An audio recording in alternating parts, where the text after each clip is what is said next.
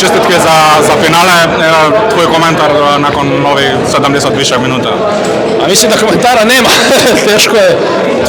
Teško je reći bilo šta. Mislim da je ovo nešto fenomenalno, mislim za nas, nešto po čemu je ovaj Keln poznat. Mislim, ovo je, nemam reči, uvek neka drama, uvek neka ludnica, luda utakmica.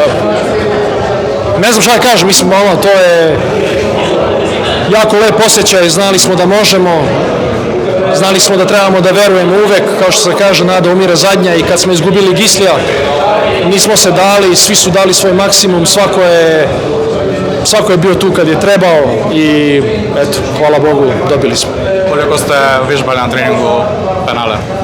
Pa vežbali smo malo, naravno da smo vežbali, zato što pre 2 meseca smo bili ovde, igrali smo finale Kupa Nemačke protiv Rhein-Neckara Löwena, finale na penale koje smo izgubili i znali smo da opet može doći do toga, da opet može da se desi i jeste, malo smo vežbali, ti igrači koji su trebali da šutiraju, koji su šutirali, su vežbali i mi golman isto, tako da eto, hvala Bogu da se rad isplatio i trening.